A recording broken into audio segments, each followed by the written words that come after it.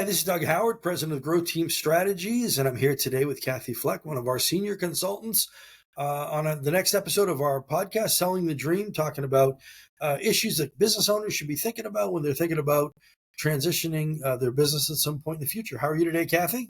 I'm great. How are you doing, Doug? I'm doing really good, but I'm in a really weird philosophical mood today, right?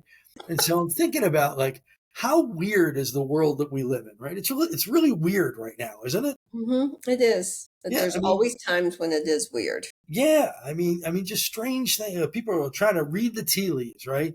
So there's economic shifts and there's technological change, and someone said there's an election. I'm not 100% sure that's true, but maybe there is. I don't know. People talking about interest rates, and I'm thinking for all the things we talk about as it relates to succession planning, right?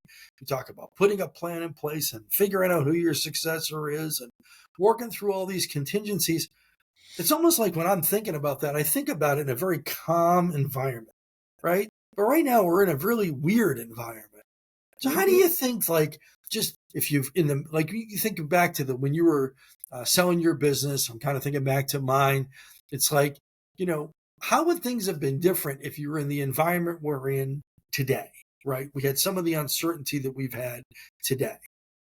And maybe we had some then too. I think Yeah, I think there's always uncertain times. Yeah, I know. I remember when I went to a half-day seminar in Dallas about selling a business, and that subject came up. I'm trying to remember. It might have been it was after the 2007-8 recession that we had, but I'm thinking it was around 10 or 12. And they were asking that question, when's a good time to sell the business? Is it when the business is up, when the economy is up? Is it when it's down? And the answer that always kind of stuck with me is when you're ready to sell the business. Mhm. And, I put my business on the market in April of 2020. So, we were just getting started with COVID, which was a terrible time. But, what is the best time to sell the business? And I think there's always going to be businesses that are selling and buying. And I think that you just have to decide what's really best for you. Well, and it's interesting because that is when you put your business on the market, but your succession plan really preceded that. It actually True. preceded COVID, right? Oh, yeah, definitely. So you put this plan in place, you're working towards a goal. I know back at the time we were having lots of discussions about where you hmm wanted to be and how to get there. And then something like COVID hits, right? What does that do to your succession plan? And how'd you get it back on track? And, even to the point of really right in the midst of it, making the decision to move forward with the sale. I know. And I heard some horror stories from the broker that I was working with to sell the business. I remember hearing a story about a gentleman who had a transportation company with buses in New York City. And of course, everything was closed down and he couldn't sell his business. So,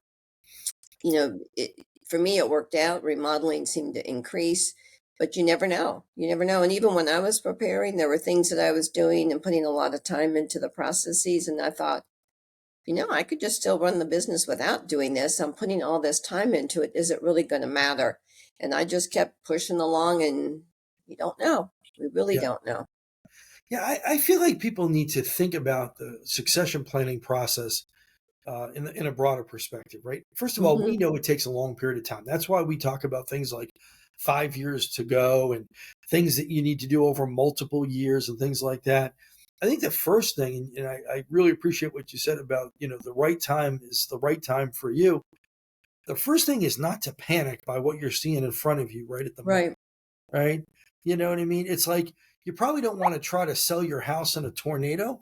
So it's probably good to let the tornado pass and then Yeah. get back on the plan to sell your house Right. if the Right. house is still there, right? Now, if the house isn't there, that's a different story. That's a different But story.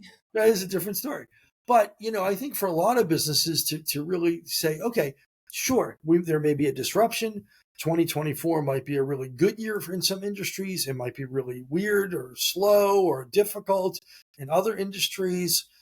Things like the economy or the election could have a big impact. But over the course of the 2, 3, 4, 5 years that I'm going to get to the point where I have a sellable business, a lot of these highs and lows are going to meter out. And Right. I think people need to kind of hunker down and not get thrown too much by what happens to be going on this minute. What do you think? I agree totally with that. I think for me, I put those little horse blinders on and said, okay, nothing's going to really interfere with me. I'm going to just keep on moving along with the unknown. You don't really know what's going to happen at all. Yeah, But being prepared certainly helped me because putting it on the market in April of 2020, I had to wait, pretty much through that year. But the next year, things started picking up, and business, of course, was increasing. And but you didn't know that was going to happen. So I think you right. just have to keep going and do the preparation with the intent that it will sell. Yeah, and I think one of the things that's interesting, we always talk about sort of the financial model and, you know, 3 times earnings or 4 times earnings, and that earnings is usually a function of, a couple of years of financial performance. And you Right. generally want to see some consistency, right? And you want to see a trend. I always tell people the difference between, someone that averages $300,000 a year in their business can be it was at 400,000, then it went to 300,000, then it went to 200,000, or it could be the opposite, 200 to 300 to 400. I want to buy the business that's gone from 200 to 300 to Right. 400, right? Because the next data point for the one that's going down is probably not a good place to be. Right. Right. But but then all of a sudden, like for instance, in the middle of the sale of your business, now we've got a year that's like really, really wonky when we're looking at that financial model, right? Where we did no work for a short period of time, then we had a surge of work, and then Right. prices were going up. Right. So how do you think that affects sort of getting that, like, certainty or that idea about consistency when, Mhm. someone throws a monkey wrench into the middle of it? Well, I think the point of having a longer run is helpful. So in my case, they did look at 5 years and it was Okay. an upward trend. So even though 2020 had some downturn in it, it picked right back up. And so my bottom line always pretty much looked good. And just having that trend there is such a help. And I, Yeah. I think people really have to take a look at what do they need to really spend their money on and to try to keep a business lean if they're looking at selling the business. A lot of business owners will use it for a lot of outside activities, and that doesn't necessarily help the sale of the business either. No, I think you're right. I mean, strong businesses show themselves over a period of time.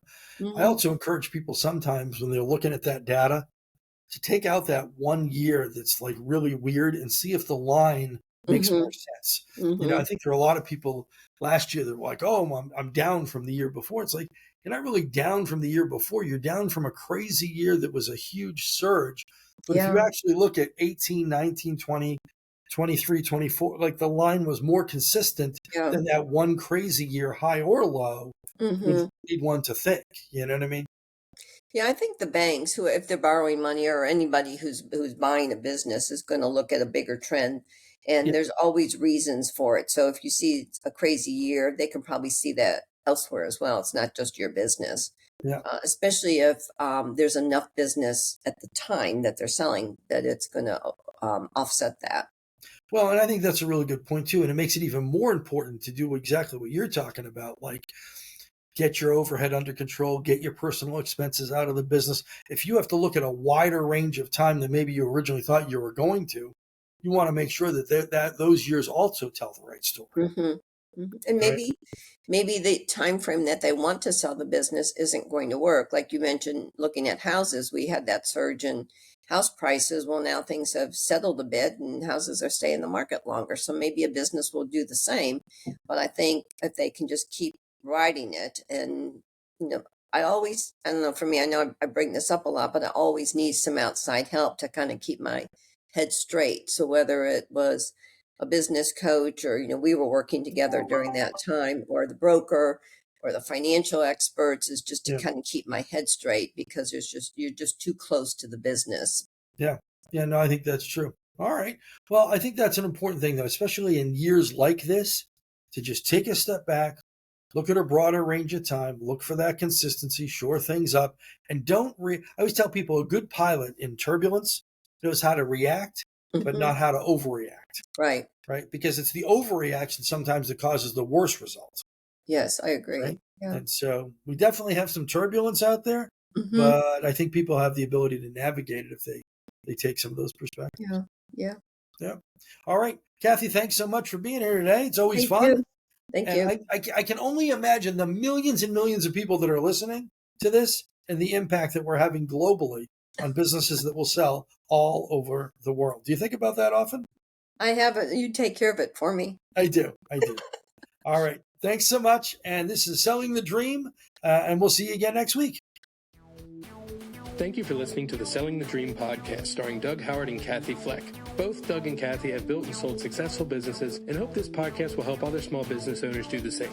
Tune in every week to hear more tips for increasing the value of your company so you get the highest return for your years of hard work when it comes time to sell or transition your business. Can't wait till next week? Check out our website for more information at www.growththemes.com.